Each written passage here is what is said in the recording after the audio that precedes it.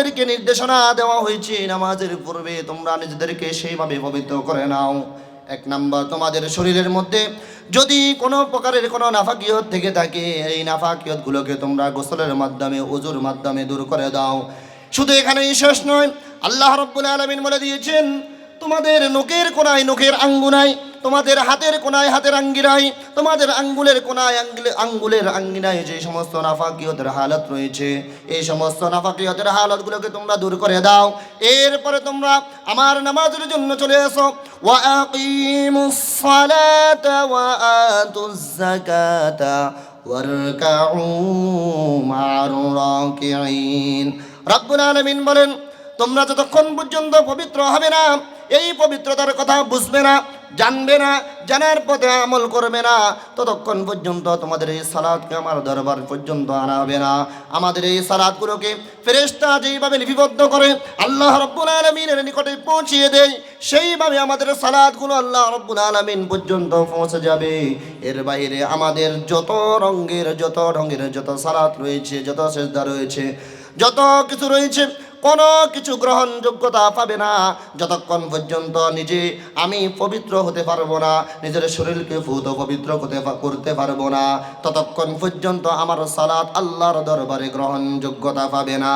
এজন্য আল্লাহ পাক রব্বুল আলামিন নবী আলাইহিস সালাতু ওয়াস সালামের মাধ্যমে বলে দিয়েছেন, আন নবী হুরায়রা রাদিয়াল্লাহু তাআলা আনহু قال قال رسول الله صلى الله عليه وسلم أول ما يحاسب به العبد يوم القيامة الصلاة। কিয়ামতের ময়দানে সর্বপ্রথম মুমিন বান্দার সালাতের হিসাব করা হবে, নামাজের হিসাব করা হবে। এই নামাজের হিসাব আল্লাহ পাক রব্বুল আলামিন তখন আমাদের দিকে ওই কিয়ামতের কঠিন ময়দান যেদিন কায়েম হয়ে যাবে, সেদিন আল্লাহ পাক রব্বুল আলামিন আমাদেরকে এই নামাজ সম্পর্কে জিজ্ঞাসা করবেন, এই নামাজ সম্পর্কে আমাদেরকে বলবেন, ও আমার মুমিন বান্দারা, আমি আল্লাহ পাক রব্বুল আলামিন তোদেরকে কত মায়া করলাম, কত ভালোবাসলাম, কত দিলাম, কত সম্মান দিলাম, কত ইজ্জত দিলাম, মানুষ বানাইলাম। আমি চাইলে তোদেরকে হায়ওয়ান জানোয়ার কুকুর বানাইতে পারতাম, কিন্তু আমি আল্লাহ তোদেরকে এগুলো বানাই নাই। আমি আল্লাহ পাক রব্বুল আলামিন শুধু তোদেরকে মানুষই বানাই দেই নাই, আমার পক্ষ থেকে তোদেরকে দেওয়া হয়েছে আল্লাযী জাআলা লাকুমুল আরদা ফিরাশান ওয়াস সামাআ বিনা। আল্লাহ পাক রব্বুল আলামিন বলেন আল্লাযী জাআলা লাকুমুল আরদ, আমি আমার পুরা জমিনটাকে তোমাদের জন্য বিছানা বানিয়ে দিয়েছি। আল্লাযী জাআলা লাকুমুল আরদা ফিরাশা ওয়াস সামাআ বানা। রব্বুল আলামিন বলেন শুধু জমিনকে বিছানা বানিয়ে দিয়েছি, শুধু এখানেই শেষ নয়, আমার যেই পুরা আসমান তোমরা দেখতে পাইতেছো, এই পুরা আসমানের মধ্যে একটা খুঁটিয়ে কিন্তু আমি আল্লাহ পাক রব্বুল আলামিন লাগাই নাই। এমন খুঁটাটাকে আমি আল্লাহ পাক রব্বুল আলামিন তোমাদের জন্য সামিয়ানা বানিয়ে দিয়েছি। আজকের এই মহাসম্মেলনে কত সুন্দর করে একটা স্টেজ করা হয়েছে, কতগুলো বাঁশ দেওয়া হয়েছে, কত সুন্দর করে একটা প্যান্ডেল দেওয়া হয়েছে, কিন্তু এই প্যান্ডেলের ভিতরে বাঁশের অভাব নাই, এই সামিয়ানার অভাব নাই। কিন্তু আল্লাহ পাক রব্বুল আলামিন এমন একটা জমিন আমাদেরকে দিয়েছেন, এমন একটা সামিয়ানা আমাদেরকে দিয়েছেন, যে সামিয়ানার মধ্যে কোনো খুঁটি আল্লাহ পাক রব্বুল আলামিন রাখেন নাই। এজন্য আল্লাহ পাক রব্বুল আলামিন বলছেন ওয়াজআলনাল লাইলা লিবাসা ওয়াজআলনান নাহারা মাআশা وَبَنَيْنَا فَوْقَكُمْ سَبْعًا شِدَادًا।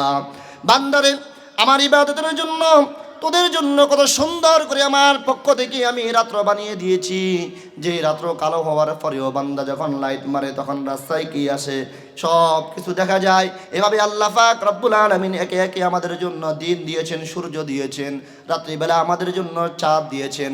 এটা শুধুমাত্র মানুষের উপর আল্লাহ পাক রব্বুল আলামিন ইহসান করেছেন। এজন্য সালাত যদি আমাকে আদায় করতে হয়, আল্লাহর ইবাদত বন্দেগী যদি করতে হয়, আমার 3.5 হাত বডির মধ্যে কোনো জায়গায় কোনো প্রকারের নাফাকিয়ত থাকতে পারবে না। প্রত্যেক প্রকারের নাফাকিয়ত থেকে আমাকে বের হতে হবে। শুধু এখানেই শেষ নয়, আল্লাহর এই জমিনের মধ্যে যেই জায়গায় নাফাকিয়তের হালত রয়েছে, ওই জায়গায় সালাত কায়েম করলে সালাত আদায় হবে না, ইবাদত বন্দেগী করলে ওই ইবাদত বন্দেগী গ্রহণযোগ্যতা পাবে না। এজন্য আল্লাহ পাক রব্বুল আলামিন বলেছেন, তুমি শুধু তোমার 3.5 হাত এই বডিকে পুত পবিত্র করলে হবে না, যে জায়গায় তুমি নামাজ পড়বে, যে জায়গায় তুমি ইবাদত বন্দেগী করবে, ওই জায়গাটাও তোমার জন্য পাক পবিত্র হয়ে যেতে হবে। এজন্য আমার বাবারা, বন্ধুরা, আমার মা বোনেরা, যারা আমার কথাগুলো শুনছেন, 1 নাম্বার, যখন আমাকে নামাজ আদায় করতে হবে, এই নামাজ আদায় করতে হলে সর্বপ্রথম আমার এই 3.5 হাত বডিকে সদা সর্বদার জন্য পুত পবিত্র রাখতে হবে। ইবাদত বন্দেগী যদি করতে হয়, কোরআনুল কারীম যদি পড়তে হয়, ওযুর সাথে কোরআনকে ধরতে হবে, ওযুর সাথেই পড়তে হবে, পাক পবিত্র হয়ে ধরতে হবে, পাক পবিত্র হয়ে করতে হবে। সালাত এইভাবেই আমাকে পড়তে হবে। এইভাবে আল্লাহ পাক রব্বুল আলামিন আমাদেরকে বলে দিয়েছেন, আল্লাযী জাআলা লাকুমুল আরদা ফিরাশান ওয়াস সামা। রে বান্দা, কত সুন্দর করে জমিন বানায়া দিলাম, কত সুন্দর করে আসমান বানায়া দিলাম, এটা শুধুমাত্র তোমাদের জন্য আমার পক্ষ থেকে ইহসান করা হয়েছে, দয়া করা হয়েছে। বান্দারে, তোমরা আমার এই ইহসানকে তোমরা তোমাদের জন্য গ্রহণযোগ্যতা মনে করো, আমার পক্ষ থেকে একটা মেসেজ মনে করো, তোমরা আমল শুরু করে দাও। 2 নম্বর, যখন আমরা সালাত পড়ব, যখন আমরা ইবাদত বন্দেগী করব, কোরআনুল কারীম তেলাওয়াত করব, যেই স্থানে বসবো, দাঁড়াবো, ওই স্থানটাকে পুত পবিত্র করে নিতে হবে, পাক পবিত্র করে নিতে হবে, না হলে আমার ইবাদত বন্দেগী গ্রহণযোগ্যতা হবে না। এজন্য আল্লাহ পাক রব্বুল আলামিন নবী আলাইহিস সালাতু ওয়াস সালামের মাধ্যমে আমাদেরকে সর্বপ্রথম জানিয়ে দিয়েছেন, তোমরা যখন সালাত কায়েম করবে, তোমরা যখন ইবাদত বন্দেগীর জন্য দাঁড়িয়ে যাবে, বসে যাবে, তখন যেই স্থানে দাঁড়াবে, যেই স্থানে বসবে, ওই স্থানটাকে অবশ্যই তোমরা পাক পবিত্র করার পরে ওই স্থানে বসে ইবাদত বন্দেগী করে নাও। এজন্য যদি ইবাদত বন্দেগী করতে হয়, রব্বে কারীমের পক্ষ থেকে 1 নাম্বার হুকুম, সারা এই 3.5 হাত বডিকে তোমরা পাক পবিত্র করে নাও। 2 নাম্বার, যেই স্থানে ইবাদত বন্দেগী হবে, যেই স্থানে দাঁড়িয়ে ইবাদত বন্দেগী করবে, ওই স্থানটাকে পাক পবিত্র করে নাও। এই মাসআলা আমরা জানার পরে, শোনার পরে যদি না বুঝি, যদি না আমল করি, তাহলে আল্লাহ পাক রব্বুল আলামিনের পক্ষ থেকে আমাদের জন্য আল্লাহর দেওয়া যেই নিয়ামত, এই নিয়ামত আমরা করতে পারবো না।